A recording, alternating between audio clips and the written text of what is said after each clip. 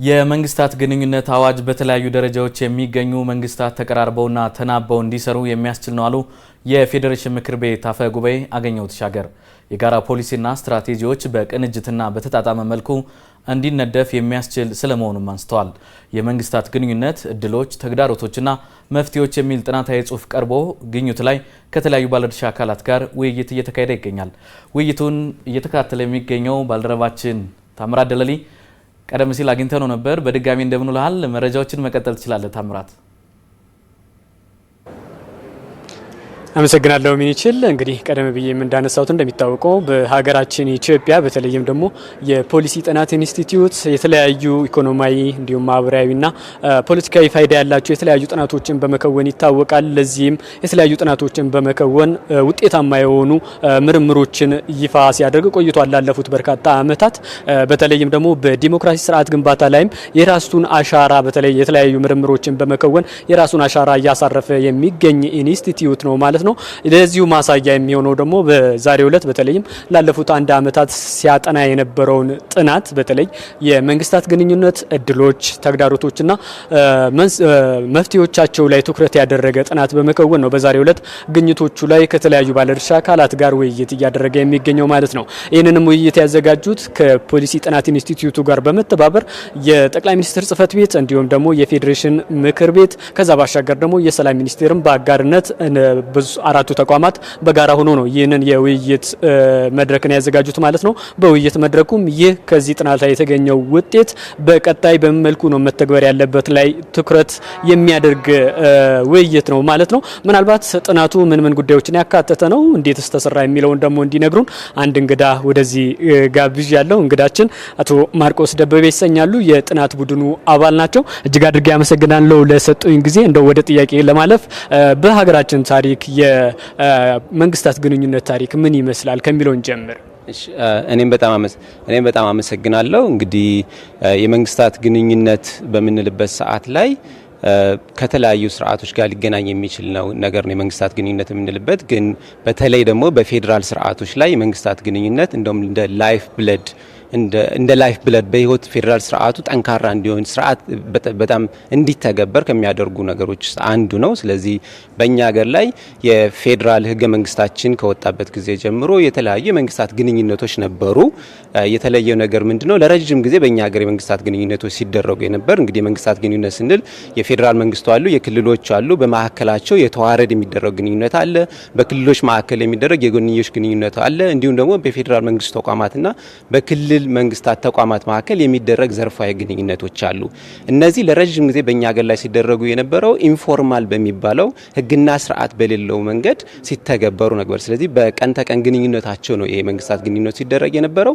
ግን በ2009 ዓመተ ምህረት የፖሊሲ የመንግስታት ግንኙነት ስርዓትን የሚገዛ ፖሊሲ ወጣ። በ2013 ዓመተ ምህረት ደግሞ የመንግስታት ግንኙነት ስርዓትን የሚደነግገው አዋጅ ወጣ። በዛ አዋጅ መሰረት የተለያዩ የመንግስታት ግንኙነቱን ከኢንፎርማል ወደ ነበረበት ተቋማዊ ወደ ማድረግና ፎርማል ወደ ማድረግ የሚሄዱ የተለያዩ ፎርሞች ተቋቁመዋል። በተዋረድ የመንግስታት ግንኙነት ከህግ አውጪው፣ የህግ አስፈጻሚ፣ የህግ ተርጓሚ እንዲሁም የፌዴሬሽን ምክር ቤት ከክልል መንግስታት ጋር የሚያደርግበት ግንኙነት አለ። እንዲሁም ደግሞ ሌሎች ሁለት ፎረሞች ማለት አዋጁ 6 ፎረሞችን አቋቁሞ ግንኙነት እየተደረገ ነው ያለው። ስለዚህ ከ2013 ጀምሮ ከዚህ በፊት ከነበረው በተቃራኒ መደበኛ የሆነ ተቋማዊ በሆነ መንገድ የመንግስታት ግንኙነት እየተካሄደ ነው የነበረው። ስለዚህ ረጅም ጊዜ ኢንፎርማል በሆነ በተለያየ ጊዜ ያስፈልጋል የመንግስታት ግንኙነት መደበኛ በሆነ መንገድ ሊገዛ የሚችል ስርዓት ያስፈልጋል ሲባል ነበር። 2013 ጀምሮ ግን ህግና ስርዓት ተደንጎለት በዛ መሰረት እየተደረገ ያለ ነው። እጅግ አድርጌ አመሰግናለሁ። እንደው ይሄ ጥናት ለመውጣቱ መንስኤ ይሆናል ብዬ የማስበው የመንግስታት ግንኙነት እድሎችን በዘላቂነት ለማስኬድ ከዛ ባሻገር ደግሞ ያሉ ተግዳሮቶችንም ለመፍታት ታላሚ በማድረግ ይመስለኛልና እንደው በመንግስታት ግንኙነቱ መካከል ምን አይነት እድሎች አሉ፣ ተግዳሮቶቹስ ምንድናቸው ብለን ልናነሳ እንችል ይሆን? እንግዲህ የመንግስታት ግንኙነትን አስፈላጊ የሚያደርጉ ነገሮች አሉ። ቅድም እንዳልኩት የመንግስታት ግንኙነት የሚደረጉት በተለያየ ደረጃ ላይ በሚገኙ የመንግስታት ነው። የነዚህ መንግስታት በተለይ በፌዴራል ስርዓት በሚሆንበት ሰዓት ላይ ያላቸው ስልጣንና ኃላፊነት በፌዴራል ህገ መንግስቱ ተወስኖላቸው የሚቀመጥ ነው። አንዳንድ ስልጣኖቹ ለፌዴራል መንግስቱ ብቻ ተብሎ የሚሰጡ አሉ። አንዳንድ ስልጣኖች ደግሞ ለክልል መንግስት ተብለው የሚሰጡ አሉ። አንዳንዶቹ ደግሞ ለጋራ ተደርጎ የኮንከረንት ፓወር ተብሎ የሚሰጣቸው አለ። ያ ማለት ምንድነው? በየጊዜው እነዚህ ለብቻቸው የተሰጡትም ቢሆን ከሌላኛው መንግስት ጋር በጋራ በማድረግ ካላደረጉት ውጤታማነቱ ላይ አጠራጣሪ ሊሆን ይችላል። አንዳንዶች ደግሞ በጋራ ኮንከረንትሊ የሚሰጣቸው ስልጣን ስለሆነ በየጊዜው እየተገናኙ ውጤታማ ሊያደርጉት ይገባሉ። ስለዚህ የመንግስታት ግንኙነት ከዚህ የሚነሳ ነው። ከዛ በተጨማሪ ነገር ደግሞ ያሉ ግንኙነቶች የሪሶርሶች መባከንን፣ ችግሮችን ሰላማዊ መንገድ ለመፍታት እድሉን ፎረሙን የሚሰጥ ነገር ስለሆነ በፌዴራል ስርዓት በጣም አስፈላጊ የሆነ ስርዓት የመንግስታት ግንኙነት ስንል ጉዳዩ እንግዲህ በዚህ ጥናት ላይ እኛም ቅድም አንተ በመግቢያ ላይ እንዳስተዋወቀው በዚህ ጥናት ላይ ዋና ትኩረት አድርገን ያደረግነው ያለው የመንግስታት ግንኙነት አዋጁ ከወጣ በኋላ ከዚህ በፊት ምን ነበር፣ አሁን የት ላይ ነው ያለነው፣ ምን ችግሮች አሉ ህጉን ተግባራዊ በማድረግ ደረጃ የሚሉ አንኳር ነጥቦችና ምን ጠንካራ ነገሮች አሉ የሚለው ነው። በዚህ ጥናት እኛም እያየን የነበረው ነገር እንግዲህ በመጀመሪያ መነሳት ያለበት ነገር እንደ ጠንካራ እንደ መልካም እድል ሊነሳ የሚገባው ነገር ህግና ስርዓት መደንገጉ በራሱ እንደ ጠንካራ ነገር መነሳት ነው። ረጅም ጊዜ ኢንፎርማል በሆነ መንገድ የሚመጣ ነው። ችግሮቻችን ከዚህ በፊት በነበረው ጠንካራ ፓርቲም ስለነበረ በውስጥ በፓርቲ ኢንፎርማል የሚባሉ በዛ እየተፈቱ ነበር። ግን ይሄ ስርዓት ሊበጅለት ይገባል የሚለው ፖሊሲ መኖሩ አዋጅ መኖሩ አንዱ ጠንካራ ነገር ነው። ከዛ በተጨማሪ በህጉ መሰረት ያሉ የተቋቋሙት ለምሳሌ የህግ አውጪ የግንኙነት መድረክ፣ የህግ አስፈጻሚ የግንኙነት መድረክ በጣም ደግሞ ጠንክሮ በስራ ላይ ያለው የህግ ተርጓሚ የግንኙነት መድረኮች ወደ ስራ ገብተዋል። እንዲሁም በፌዴሬሽን ምክር ቤትና በሰላም ሚኒስቴር ጠንካራ እንቅስቃሴዎች የግንኙነት የጎንዮሽ ግንኙነት የሚባለው በክልል መንግስታት ማዕከል የሚደረጉ የከተማ አስተዳደሮችን ጨምሮ ማለት ነው ብዙ ፎረሞች እየተቋቋሙና በተለይ በሰላምና ጸጥታና በልማት ጉዳይ ላይ እየተቋቋሙ ያለበት ጥሩ ጅምር የሚባሉ እድሎች አሉ ማለት ነው። ይሄ እንደ ጠንካራ ጥሩ እድል ያገኘ ነው ስርዓቱ መኖሩና እንቅስቃሴዎቹ መኖራቸው ነው። ግን ክፍተቶችም ደግሞ በዚህ ጥናታችን ላይ አይተናል። ምንድነው ስርዓቱ በጥናታችን ላይ ለምሳሌ በንጽጽር ከሌሎች ሀገሮች አንጻር የኛ ሀገር ህግ የት ላይ ነው ያለው የሚለውን ነገር ለማየት ሞክረናል። በአንጻራዊነት ኮምፕሬሄንሲቭ ሊባል የሚችል ብዙ ነገሮችን የያዘ ነው። ለምሳሌ የተለያዩ ሀገሮች የመንግስታት ግንኙነት በምናይበት ሰዓት ላይ አንዷን የግንኙነት መድረክ በአስፈጻሚው ላይ ትኩረት አድርጎ የሚይዙ ናቸው። የኛ በምንመለከት ግን ቅድም እንዳልኩት ሁሉንም በህግ አውጪውንም ህግ አስፈጻሚውንም ህግ ተርጓሚውንም የፌዴሬሽን ምክር ቤት ከክልል የጎንዮሽ ግንኙነት መድረኮችን እንዲሁም ዘርፋዊ የሚባለው ሁሉንም የያዘ ኮምፕሬሄንሲቭ ሊባል የሚችል ነው። ይሄ ጠንካራ ጎን ሆኖ ግን ወደ ተግባር በምንወጣበት ሰዓት ላይ አንዳንድ ክፍተቶች የሚታዩበታል። ህጉ በሚያስቀምጠው ስርዓት ልክ ተግባራዊ እየተደረጉ እንዳልሆነ በጥናታችን ትግበራውን በምናይበት ሰዓት ላይ አይተናል። እንዲሁም ደግሞ እነዚህን ብዙ የተባሉ ፎረሞች አሉና እነዚህን ፎረሞች በአንድ አድርጎ በሀገር አቀፍ ደረጃ ላይ ሊያስተባብራቸው የሚገባ ሴክሬታሪያት አዋጁ እንዲቋቋም ይደነግጋል። ስለዚህ አቋቁሟልም አዋጁን ግን ወደ ስራ ፋንክሽናል አልሆነም እስካሁን ድረስ። ያ አለመሆኑ ትንሽ ክፍተቶች የታየበት ነገር ነው። እንዲሁም ደግሞ እነዚህ ፎረሞችን በተለይ ደግሞ የፌዴራል መንግስት ተቋማት አነሳሽነት ነው። በተለይ የጎንዮሽ የመንግስታት ግንኙነት ፎረሞች በምናይበት ሰዓት ላይ የፌዴራል መንግስት ተቋማት በተለይ ሰላም ሚኒስቴር፣ ፌዴሬሽን ምክር ቤት እነሱ ሲያነሳሱ ነው ወደ ስራ እየገቡ ያሉትና በተለይ በክልል መንግስታት መካከል ላይ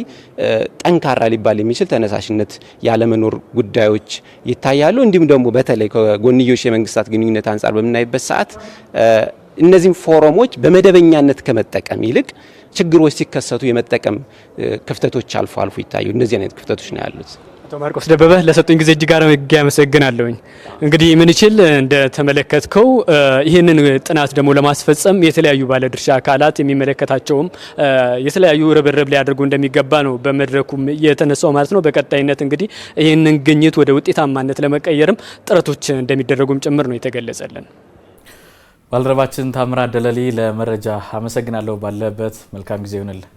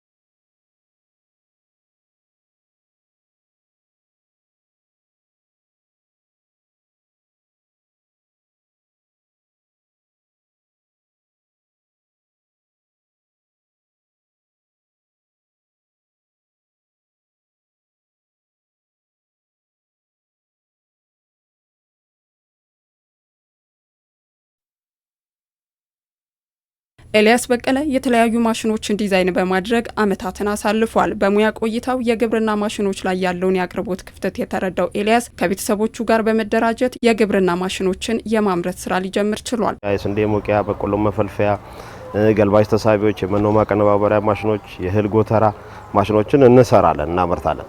በተጨማሪ ደግሞ የኮንስትራክሽን ማሽነሪዎችም እናመርታለን። ተመሳሳይ ለምሳሌ የብሎኬት ማሽኖች፣ ኮንክሪት ፓይፕ ሞልዶች፣ የተለያዩ ከስተመሩ በሚፈልገው መልኩ ማንኛውንም ማሽን ማምረት ጀምረናል። አሁን ላይ በወር 12 የሚደርሱ ማሽኖችን የማምረት አቅም ላይ ደርሰናል። አሁን ላይ በአመት እስከ 140 የሚሆኑ ማሽኖችን የማምረት አቅም ላይ ደርሰናል። ምርቶቹ ዘመኑ በሚፈልጋቸው ቴክኖሎጂዎች በመታገዝ ይመረታሉ። ተጠቃሚዎችም የምርቶቹን መለዋወጫ እቃዎችን በቀላሉ እንዲያገኙ የሚያስችል ነው። እንደ ሌዝ፣ ቶርኖ ማሽኖችን የተለያዩ ማሽኖችን አስገብተን ጥራታቸውን ለመጠበቅ ሞክራል።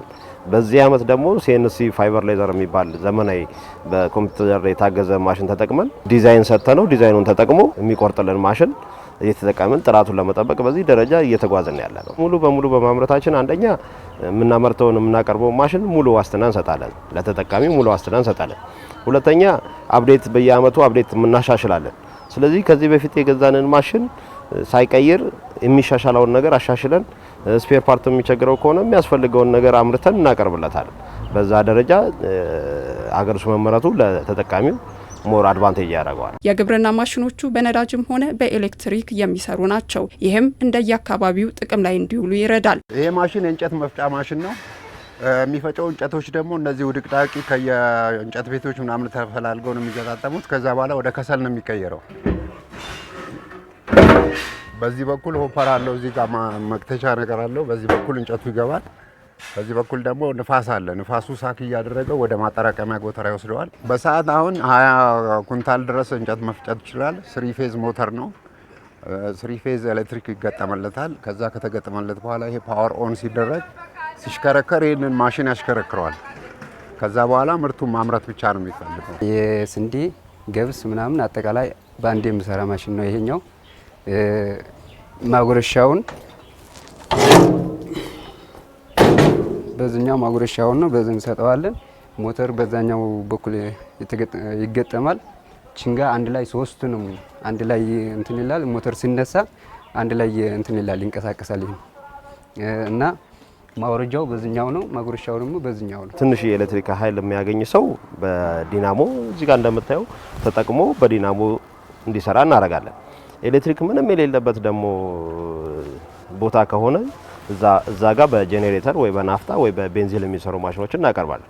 ከዛ ደግሞ ሰፊ እርሻ ያላቸው ደግሞ ትራክተር ያላቸው ገበሬ ሲሆኑ ደግሞ የትራክተሩን ጉልበት ተጠቅመው እንዲወቃላቸው የሚያስችል ማሽን እናመርታለን። ማሽኖቹ የተለያዩ የግብርና ምርቶችን እንዲወቁና እንዲፈለፍሉ ተደርገው የሚሰሩ ናቸው። በአንድ ሰዓት ውስጥ ከ35 በላይ ኩንታል የመስራትም አቅም አላቸው። አሁን በእያንዳንዱ ስናየው የበቆሎ መፈልፈያ ማሽን እኛ የምናመርተውን ስናየው 3-4 አይነት ማሽኖች አሉ እንደ ካፓሲቲያቸው። ከአነስተኛው ስንነሳ በሞተር የሚሰራ ማሽን አለን። ያ በሞተር የሚሰራው በሰዓት ከ35 እስከ 40 ኩንታል ድረስ የመፈልፈል አቅም አለው። በቀን ስታሰው ደግሞ 10 ሰዓት እንኳን ቢሰሩ 350 ኩንታል ድረስ የመፈልፈል አቅም አለው ማለት ነው። ወደ ጤፍ ደግሞ ስንሄድ ጤፍ እኛ የምንሰራው ማሽን በዲናሞ ወይም ደግሞ በጄኔሬተር የሚሰራው ማሽን በሰዓት እስከ 3 ኩንታል 3.5 ኩንታል ድረስ የመውቃት አቅም አለው። በርካቶች የስራ እድል ተፈጥሮላቸው ማሽኖችን የማምረት ስራ ይሰራሉ። ታዲዮስ ኃይሉም አንዱ ነው። ማሽነሪዎች መገጣጠም ምናምን ነው እየሰራን ያለ ነው። ከዚህ በፊት ኖርማል ብየዳ ነበር የምሰራው። እዚህ ከመጣው ግን የተለያዩ ማሽነሪዎች ማምረት ነው እየተማርኩ ያሉት። ቤተሰቦችን በተገቢው መልኩ እያስተዳደርኩኝ ነው እና በጣም ጥሩ ነው።